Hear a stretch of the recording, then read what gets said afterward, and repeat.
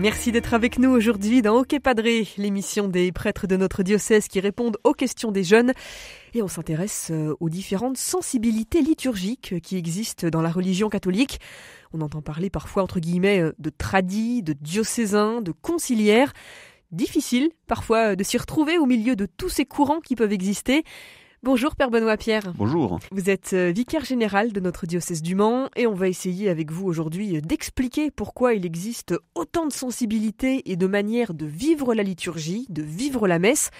Mais on va voir que surtout ce qui se joue derrière tout ça, c'est l'unité de l'Église. Et ça, c'est un sujet dont notre diocèse s'est emparé cette année. Exactement. C'est un peu un fil conducteur que l'évêque avait souhaité donner pour cette année quand il est arrivé, un peu en écoutant les uns et les autres. Et puis, de toute façon, indépendamment de toute autre considération, ça fait partie des sujets qu'il est bon d'évoquer ensemble, et peut-être aussi pour, crever certains abcès. Et l'idée générale, c'était de se dire, au fond, qu'est-ce qui nous rassemble, qu'est-ce qui nous réunit. Puis après, on voit, il y a des questions de sensibilité, ça c'est très habituel comme genre d'expression. Mais peut-être il y a besoin d'abord de se redire qu'on partage la même foi. Et après, peut-être s'interroger sur les occasions que nous avons, au-delà de nos affinités personnelles, pour vivre ces temps de partage. Voilà, est-ce qu'il y a des occasions formelles ou même des occasions informelles qu'on peut créer, où on peut vraiment rencontrer l'autre? Parce que souvent, en fait, les petites guéguerres, comme vous dites, les difficultés, elles surgissent souvent par une accumulation en fait d'idées préconçues, de préjugés ou de non-dits, enfin de choses qu'on n'a pas eu l'occasion d'expliquer ensemble. Mais pourquoi est-ce qu'il y a autant de sensibilité liturgique dans l'Église d'aujourd'hui? Alors c'est une très bonne question. En fait, ça me faisait penser, je me disais, au fond, les sociologues aiment beaucoup, c'est un peu leur métier, d'essayer d'analyser les phénomènes sociaux, les phénomènes humains, les groupes, etc. Et donc eux ont cette grille de lecture, et c'est normal, c'est même ce qu'on attend d'eux. Donc je ne sais pas si eux arriveraient à donner des éléments de discernement extrêmement précis. Moi, j'ai dans l'idée que une des clés de lecture vient du fait que, en fait, la liturgie, ça dit quelque chose de très profond de nous. Donc, il y a une forme d'expérience intime. Et donc, ça touche à des choses bien plus profondes que de savoir si je me mets à genoux, debout ou sur les mains.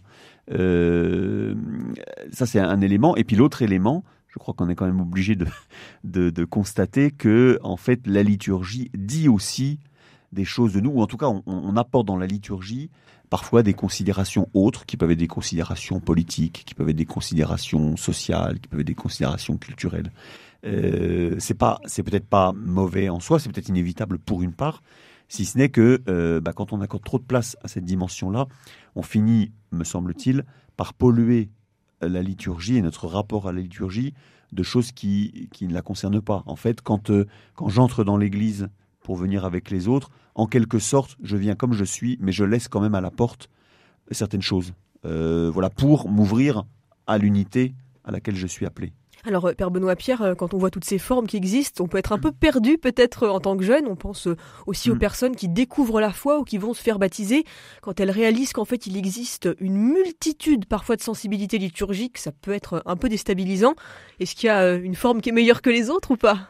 Il me semble qu'il y a quand même quelques repères qui nous sont donnés. C'est-à-dire que le garde-fou, je ne sais pas si c'est la bonne expression, en tout cas le point de repère qu'on peut se donner, c'est quand même que l'Église avec un grand E, donne des repères en liturgie. Elle donne des indications sur la manière dont il convient de célébrer, sur les gestes à poser, sur la manière de faire, même sur les attitudes. Il y a des choses qu'elle ne dit pas, il y a des choses qu'elle dit.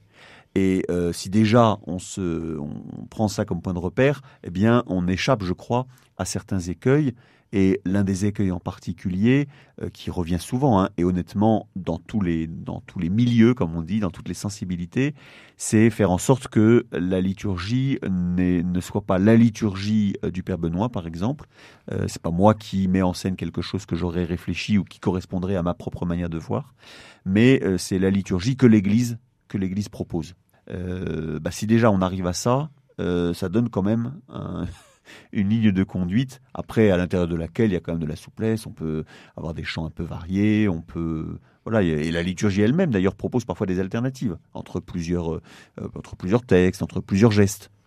Donc il y a de la place pour tout le monde. Alors l'Église, ça fait 2000 ans qu'elle existe, Père Benoît Pierre. Les messes, les premières célébrations, ça se faisait juste après la mort du Christ, évidemment. Il a eu le temps d'évoluer, cette Église, avec plein de rites, plein de symboles différents.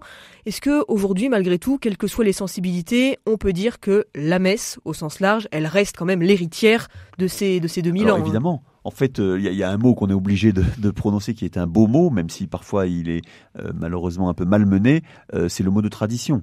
La tradition, la manière dont on comprend ce mot, c'est justement la transmission ininterrompue depuis le Christ et qui a construit justement la liturgie telle qu'on la connaît aujourd'hui.